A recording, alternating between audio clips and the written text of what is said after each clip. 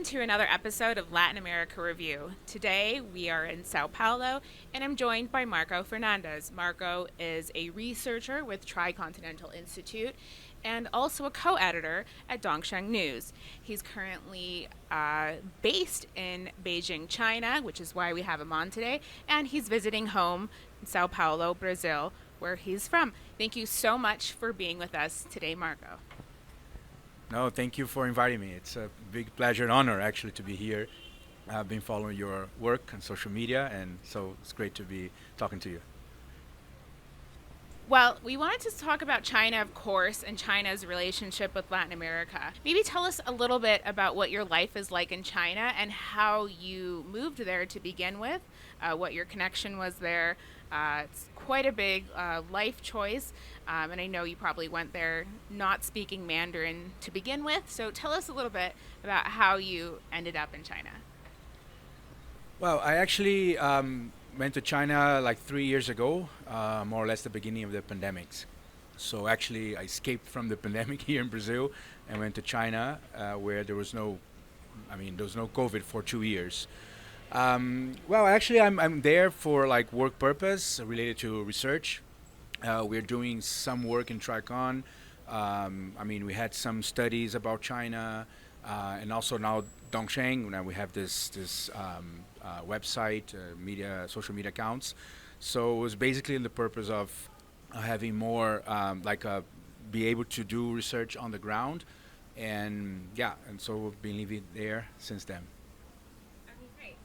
So tell us a little bit about what the relations between Brasilia and Beijing have looked like up until this point, perhaps during the former PT administrations and even now between Jair Bolsonaro's outgoing government, and Beijing. And of course, what do we expect to see the relationship kind of develop into in the coming years?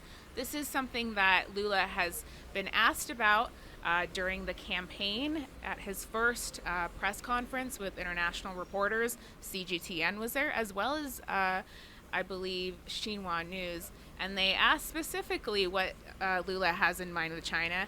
And Lula has said that he wants to maintain and develop very strong relations with all the major powers of the world. So give us a little bit of background of what the relationship has looked like so far. Well, actually, in the last years, I would say 4 to 6 years, the relationship between Brazil and China was limited by economic relations. We could say that politically, especially in the last 4 years with Bolsonaro, we had like almost zero politics between Brazil and China, which was terrible for both sides. But economic relations are doing pretty well. At some point. So, for instance, even like the last years, Brazil and China trade, for instance, is been breaking records year after year. Last year, for instance, Brazil and China trade was $135 billion, with more or less $40 billion of surplus to Brazil, which is, of course, in some aspects, it is of course good for Brazil. It's very rare, actually, that countries have surplus trade with China. Usually, it's the opposite. So only Australia and South Korea, like countries, and the region of Taiwan. This is the three top surplus trade with China, and Brazil is the fourth. So in this aspect, of course, it's good. In terms of investments, it's the same.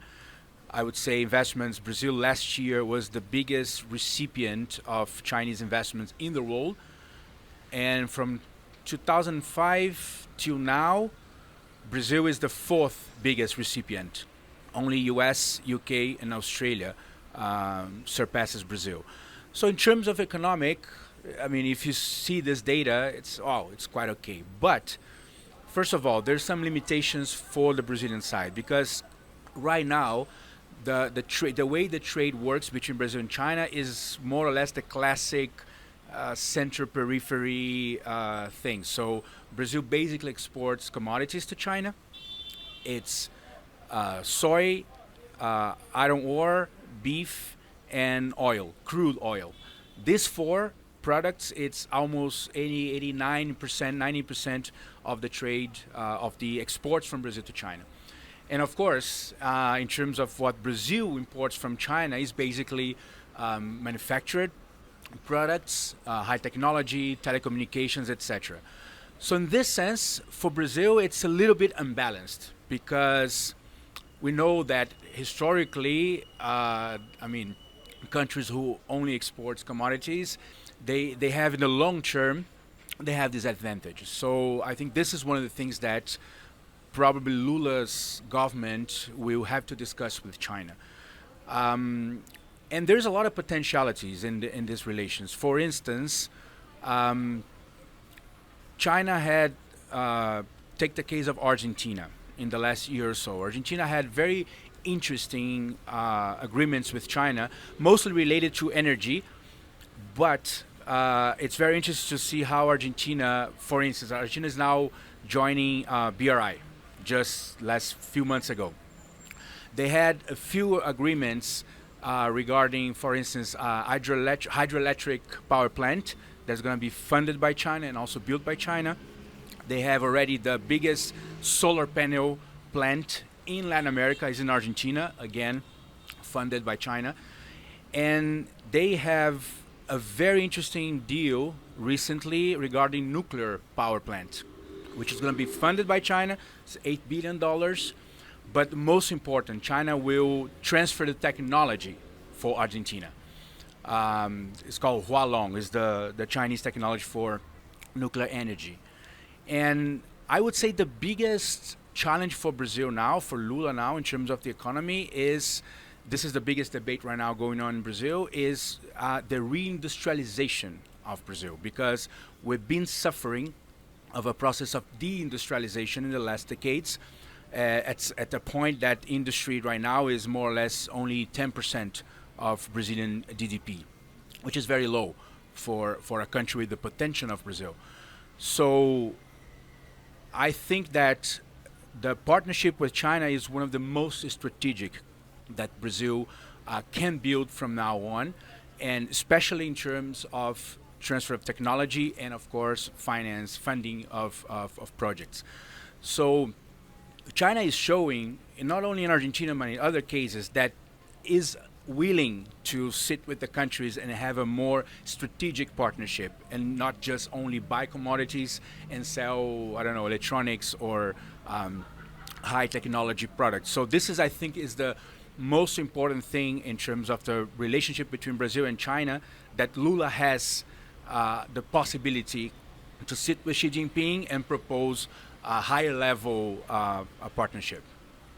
As you know, everyone on the exterior outside of Brazil is now an expert on Brazil because a lot of people followed the elections and the process here. And especially in the United States, a lot of people, find it very exciting. For whatever reason, there's actually a lot of people in the U.S. who support Bolsonaro. Obviously, a lot of people who wanted to see Bolsonaro leave office as well. But one of the sort of criticisms or things that people tend to say about Lula is that he's a social democrat, that he's not a real socialist. People, will compare him to, obviously, Nicolas Maduro and others and say, he's a bit of a centrist. But, one of the most compelling and interesting things has been that, his work and working to eradicate hunger and bring about those policies that help the most vulnerable sectors of society, such as himself and his own family when he was growing up. And so that's something that he has said time and time again since before the campaign even launched, that he wants to make sure that they are removed, that Brazil gets removed from the hunger map once again, and that Brazil really picks up in terms of food production, given that it's already a top food and meat producer, more specifically, in the world. And so first of all, I'm wondering if you can tell me a little bit about that. That seems very ambitious and also something that could make Brazil a leader in the region. And talk about that a little bit in terms of the situation with hunger and food production in Brazil. And I don't know, are there any lessons that Brazil can take from China? And how does this involve China if it does? Good question. So first of all, when Lula was president, like 20 years ago, this was also one of the priorities since the beginning. And Brazil, you guys know that Brazil created this Bolsa Familia. It's a sort of like a money transfer for the poorest families, and it was very well succeeded, this program. And Brazil actually got out of the so-called the map of hunger from United Nations. So this is it's possible. It was already done. But of course, right now we're living in a situation. Brazil has a tragic situation after 6 years of right-wing and extreme right-wing governments. And right now, for instance, more than 30 million people in Brazil suffer with hunger, like every single day. And almost half of the population, some days you have food, some days you don't have food. So this is actually, as President Lula said, this is a shame for a country, as you said, is one of the biggest producers of food in the world. But of course, we know this is part of the contradictions of capitalism. I mean, it doesn't matter if the food is there. If you don't have money, you're just gonna starve. So in this sense, I think this is it's clear for Lula that this is number one priority and day one of government is to tackle this issue of hunger and extreme poverty.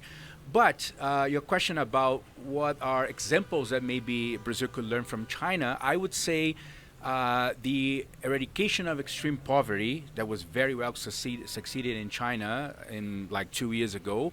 I think this is one of the biggest lessons that Brazil could maybe learn something. Because one thing that worked very well in China was the capacity of the government to mobilize the entire society, public sector, private sector, I mean, all the layers of like companies and students and of course the party. Remember the party, Communist Party of China has 97 million members. So that was a very clever way to tackle this issue because, first of all, China sent 3 million members of the party to live in the villages, the poorest villages of the country, to be responsible for the execution of the program, the poverty alleviation campaign. So this is something, of course, I mean, PT doesn't have 97 million members, but the government can find creative ways to mobilize the entire society for this urgency that we have. And even like, I don't know, could like create, for instance, jobs for people to be sort of like working in the projects, to create jobs, to create, in China, for instance, they created lots of co-ops, like peasants co-ops, so people were producing money. I think this is the biggest difference between the Brazilian model and the Chinese model, is that the Brazilian model was very well succeeded, but it was basically transfer of money. And of course, they also had more data about the families, so this data could also help them to figure out other social programs. But in case of China, most of the things were about creating jobs, creating income to people. So I think this could be maybe something that Brazil and Lula's government could maybe study. Well, by the way, Tricontinental, we did a study about poverty alleviation. Is it in Portuguese?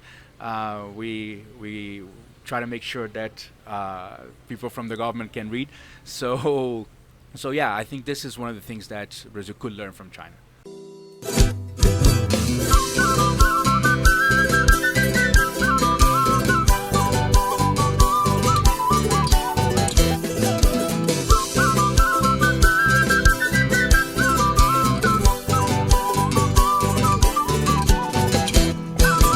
Well, as in the start of any mandate for a new president, they try really hard to be very diplomatic, and that's what Lula and his incoming government is going to do, is try to start off on the right foot with Washington and with all countries.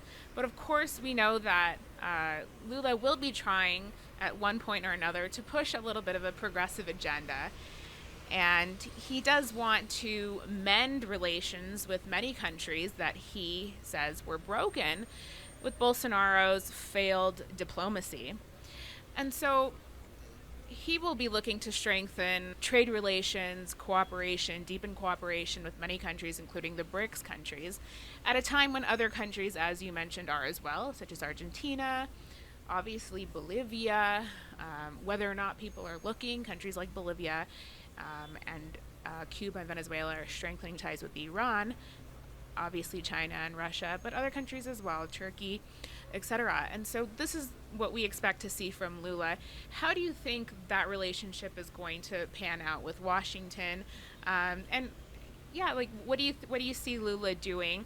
And maybe you can touch on, I guess, the complexity of having such a large coalition, let's say, that brought Lula to power, and he's going to have quite a mixed government. It's not a bunch of PT militants that are going to be jumping in those ministries as we begin to see the ministers being announced these weeks now. Yeah, I mean, first of all, a little bit of history. So we had um, a big trauma in our history in the last years was the coup against President Dilma. And as we know, for many documentations and leaks, etc., that United States were very involved in all the process that took Dilma out of power and then took put Lula in jail. So we know, and to be honest, if we remember, that was Obama's government, and the vice president was Joe Biden. So of course it's always going to be a challenge how to deal with the U.S., especially for Latin American countries. And we also know that this happened because Lula and Dilma, they were building a very, I would say, innovative or bold diplomacy regionally and globally. Regionally with UNASUR, the creation with UNASUR, the countries of South America, but also the creation of CELAC in 2000 and around 2009, more or less, with the whole, all the countries of America, but US and Canada. So that's the story. And Lula has been saying this during the campaign, that one of his first tasks regarding foreign relations would be to rebuild the regional platforms, UNASUR and CELAC, but also de facto going back to BRICS, because Brazil never left BRICS as it did with CELAC in 2019. But Brazil, we know that was not actually active in BRICS, and especially Bolsonaro, he didn't actually give a shit to BRICS, and Brazil lost this opportunity for many years. So, and as you mentioned, also BRICS now is debating about the expansion of the platform. So for sure that at some point there would be some sort of contradictions with the United States. We have to be prepared for that. But also it's going to be complex. Also, as you mentioned, the government it's a very broad coalition. There is, of course, some sectors of this coalition that are more related to the U.S. But even though I think for Lula, it's clear that this is one of his main tasks, is how to, first of all, how to reestablish Brazil as a global player in a geopolitical stage, but also how to recreate the integration of Latin American countries. It's actually very interesting because Lula just won this election now. It's a very good timing because in June we have a historic election of Gustavo Petro in Colombia, right? For the first time, Colombia has a center-left president. And since last year, especially President López Obrador from Mexico and President Alberto Fernandes from Argentina, they sort of led the reconvening of CELAC. They did a meeting last year in Mexico City, and the next one is already scheduled to Buenos Aires. It was supposed to be December, but I think they're postponing to have Lula there. So this is a big expectation for us, because we know that in the current stage of geopolitics, how crucial are the regional alliances, especially for countries like us in Latin America, that historically had to deal with lots of intervention from U.S., either direct or indirect through hybrid wars or color revolution.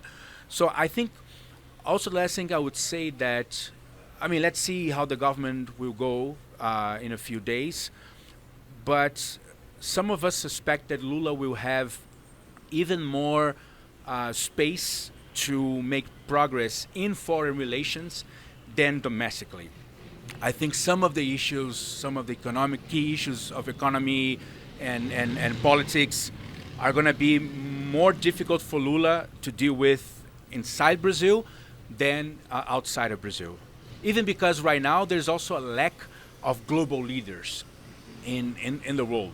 Like if you look at the U.S., Europe, there's nobody with enough charisma and legitimacy to propose global agreements, etc.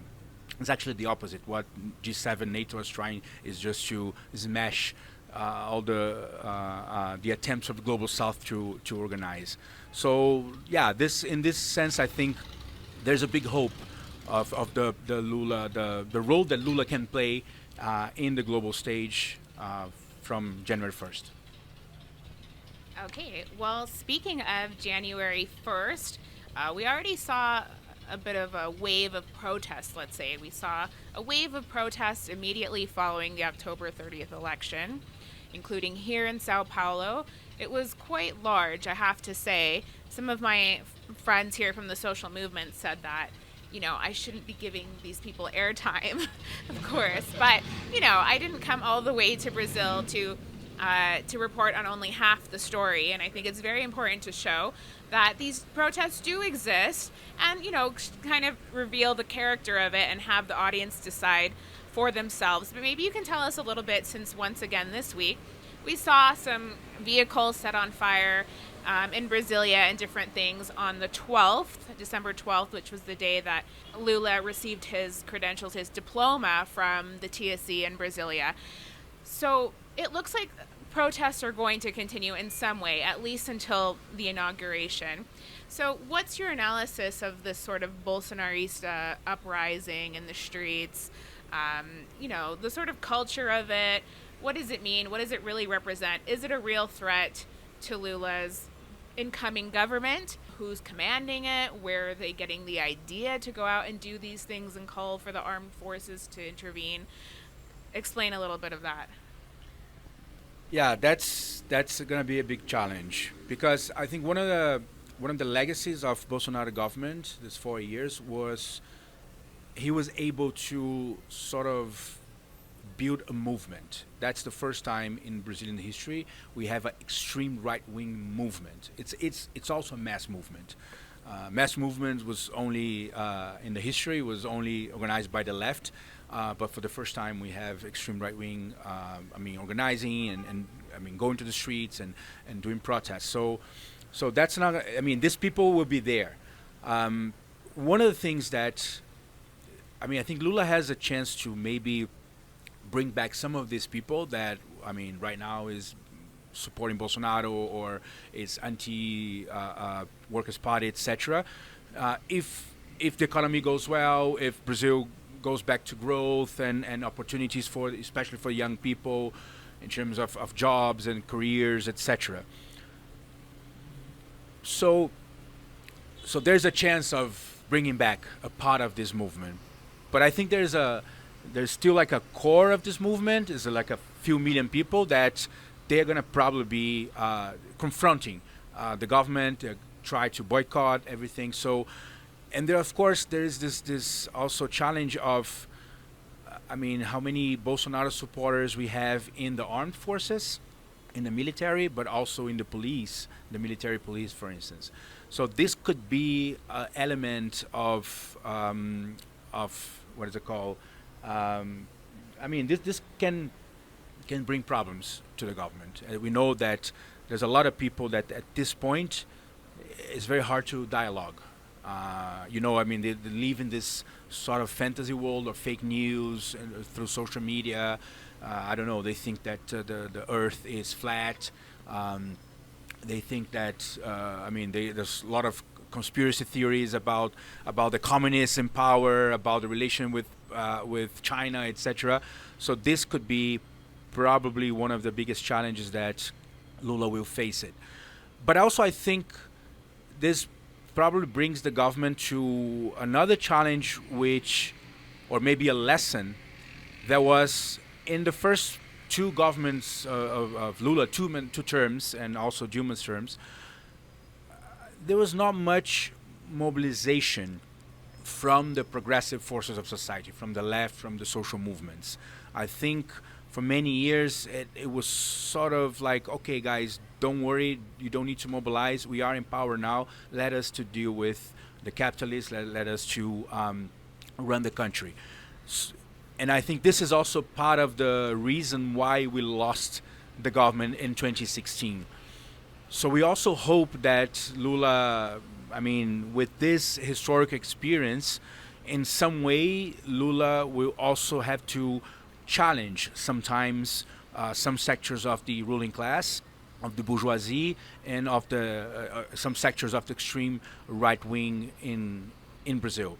And of course, this would be also the role of the social movements, of the progressive forces, to be able to confront this attempt to boycott the government, to put lots of limitations and challenges.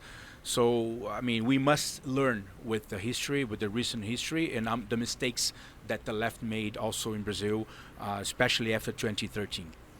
Um, it seems like the social movements were really beyond that top level of professionalized campaigning and all the big budget that the PT had. It really was on the ground level. The social movements on the street here in Sao Paulo, the people I know, of course, are from the social movements, the housing movements, and the landless movements. And it really just seems that they're the ones who made the entire campaign. So, what do you think they're going to be pushing for? What are the most important policies you think for the landless movement, for example? Yeah, I think I mean, Brazil is facing probably one of the worst moments of our history, economically, politically, and socially. So there is a lot of demands from all the sectors of society, from the landless to the people. I mean, the so-called sem teto, the movements of housing movements, youth movements, women's movements, indigenous people movement. I think, for instance, like the black movement. I think, for instance, one of the new one of the new actors we had in the last few years in Brazil was exactly the indigenous peoples movement that mobilized a lot in Brasilia. Right now, they are facing a big threat from mining companies, from agribusiness invading the indigenous reserves, etc. So this was part of the Bolsonaro policies for the agribusiness and against indigenous people's rights. So I think there's a lot of demands from food to land to jobs. So yeah, I think and also I think this some sectors of the society, the more progressive sectors, as I was mentioning, I think also we learn with the lesson of the last few years how much if only the right wing goes to the streets, we're gonna lose. We're gonna lose this battle. We're not gonna achieve our demands.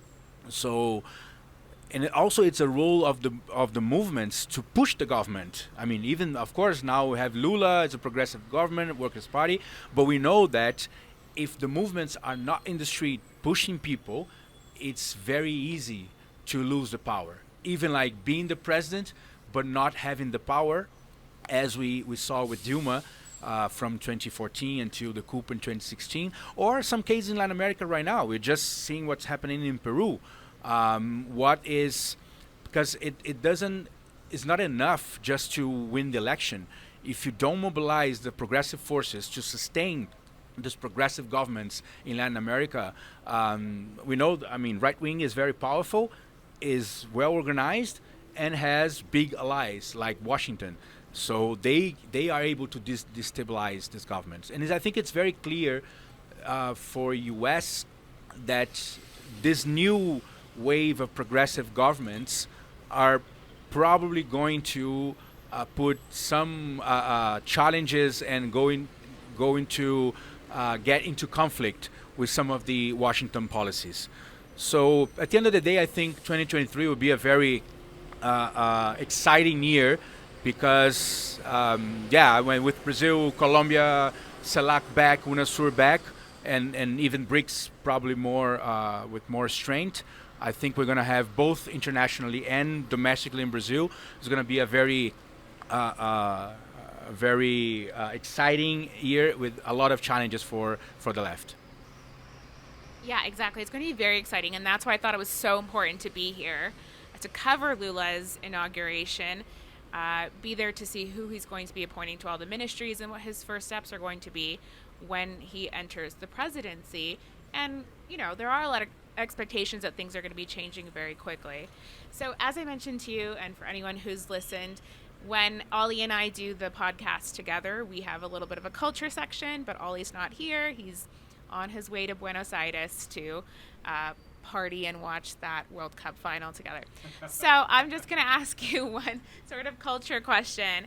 And it's something that, we haven't really been able to touch on a whole lot. But, everyone's talking about how Latin America is strengthening ties with China, trade ties, economic ties. But obviously, there's a huge culture issue that we're not really dealing with, which is that, even between Brazil and Spanish-speaking Latin America, sometimes there's a little bit of a gap. And that's why people don't always cover Brazil. They forget about it, even though it's this massive, hugely populated country. And so maybe you can tell us a little bit about some of the things you've discovered in China that are different from Brazil. Is it a bit of a culture shock for you to come home after going there? One of the things that I joked about with my friend was that you wouldn't want to record an interview on the street because you're so accustomed to China where it's really safe. And everyone who lives in China and comes to Latin America thinks it's dangerous. So tell us a little bit about the culture. Share something with us about the culture that you've learned since moving there, how it's different from here. Wow, ooh, that's a big question. Yeah, first of all, I think of course, the issue of, I think COVID was a big deal because I moved to China exactly at the beginning of the pandemics. So I've been back to Brazil. This is my third time in 3 years. But I've been here, for instance, in November, December 2020, where Brazil was having maybe 2,000 deaths a day. And I was coming from a country, China, who had no COVID at all, but also where we were very trained and disciplined to follow all the instructions regarding health measures. So, for instance, like using the mask, that for us in China is like almost natural now. You don't leave your place without a mask. It's even funny because, you have a mask and then, okay, you got to a place that you don't need a mask, maybe with friends, and then you put a mask in your pocket. So at some point, almost every pen or jacket or shorts you have, there is a mask on your pocket. So when you leave, it's like, oh my God, I forgot a mask. And then you see, oh no, there's a mask here. So it's always ready. But when I came back to Brazil, first time in November 2020, it was a shock because, a lot of people were not using masks. And it was like 2,000 people dying every single day. China, we had 5.2 thousand deaths in 3 years. And was like 3 days in Brazil. So we were a little bit shocked with this lack of, because of course the government here, they were not like campaigning, they were not like raising our conscience in the population. You remember Bolsonaro just said, oh, this is just a flu, and 700,000 people died in our country. So I think this is one of the things for me that was very shocking in these years, was this difference of how to deal with COVID. And I would say also the safety is something. I know that after living in China for 3 years, I'm used to, having my cell phone in the streets. You should not have this everywhere in São Paulo because it's a little bit dangerous. And what else? Well, I think I miss going to football stadiums. We are here just by an old stadium of São Paulo, Pacaembu. Do you think Latin America stands to kind of import some of the technological, advances there, like being able to use your phone for everything, payment systems? Do you think any of that can come to Brazil? I think it's possible. I was joking with a person today. I was buying some water in the streets, and then I was like, oh, because in China everything is. Yeah, there is already a little bit. Yeah, there's a little bit. But, I think in terms of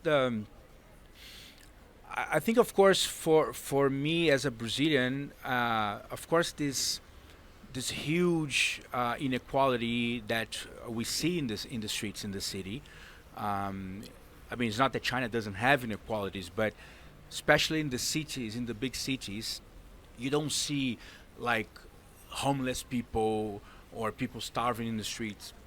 And this is for us. I mean, this is almost second nature in Brazil. We always Latin America, the whole it's everywhere. So I mean, as a Brazilian, and at this moment of the history that we are in a very bad situation, yeah, I would love to see our country, I mean, improving in this area of at least solving the basic demands of the people, like food, like a job, like housing, and things that China already was able to provide to most of its 1.4 billion people. Yeah, yeah, and at the end of the day, I think I miss, I miss football. Um, and I think one thing that I start to miss almost is Chinese food when I'm in Brazil. I also meet Brazilian food, of course, when I'm there, but I'm really, um, yeah, I'm becoming a big fan of Chinese food, which is huge. It's an infinite universe. I mean, there's 31 provinces. Each province is a universe of food, of different food. Sometimes I go to have a dinner with friends, 40 years old, and I ask, "Oh, what is this dish?" And the friend said, "I don't know. I never saw it before."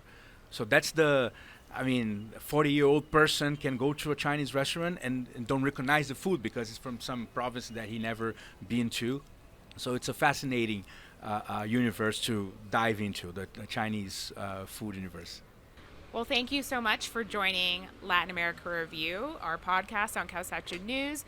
We're with Marco Fernandes today. He is a Brazilian who now lives in Beijing and is a researcher at Tricontinental Institute, as well as co-editor at Dongsheng News, which produces all sorts of news on China in English, Spanish, Portuguese, and is a relatively new outlet, but a really good source for news on China.